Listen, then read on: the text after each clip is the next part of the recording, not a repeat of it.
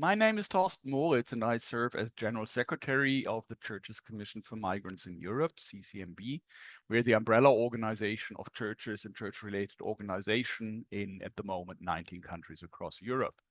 Our congregations goes out to MPG for 30 years. We last year, end of last year, celebrated our 60th birthday. And one of the things we remembered how exactly 30 years ago, MPG was, well, grown as the child of CCME, so to say, at the initiative of Jan Niesen, at that time, the General Secretary of CCME, and then for many, many years, the director of MPG and its inspiration. I think it's fair to say that at some point, the parent organization had mixed feeling about the child becoming so strong and independent, but I think this is completely gone, and we're now very, very proud parents of MPG. And MPG has become, over the years, such an absolutely valuable organization. An organization which does research, but doesn't see itself as an academic institution or think tank only, but as a think and do tank. I think one of the enormous advantages of MPG is that it doesn't sit in the ivory tower and comment, but rather is in the middle of the discussions. With some academics, when they come and talk to us, I have the feeling, where did they get that idea from? But for me, MPG hasn't been like that at all. It's always relevant. It's always involved in the discussion. And yet it's not completely repeating all the messages on integration and inclusion, but it's a bit putting them back on their feet. Like, for example, looking at integration with MyPEX and the integration website and other things.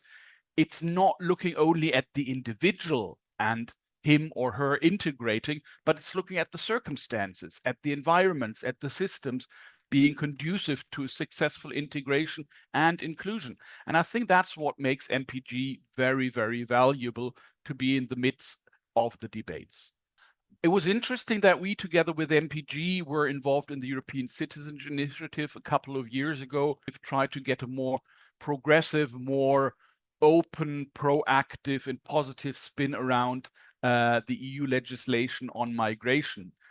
It didn't succeed in the end, but I think it mobilized a lot of resources and has shown how interesting the instrument of a citizen initiative is, and how valuable cross-sectoral approaches can be, with MPG, as I said, as a think and do tank, us more as a membership-based organization, all coming in with our respective constituencies and creating cross-cutting connections.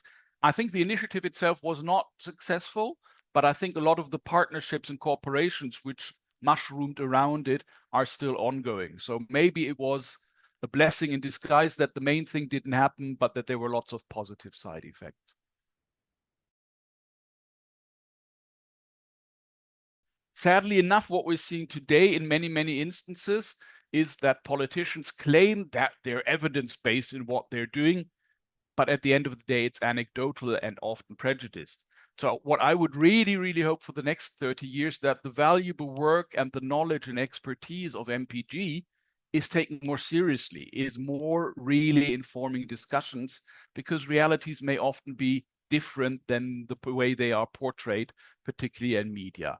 In that sense, MPG will remain relevant, will remain necessary, and I hope it's being heard even more than today.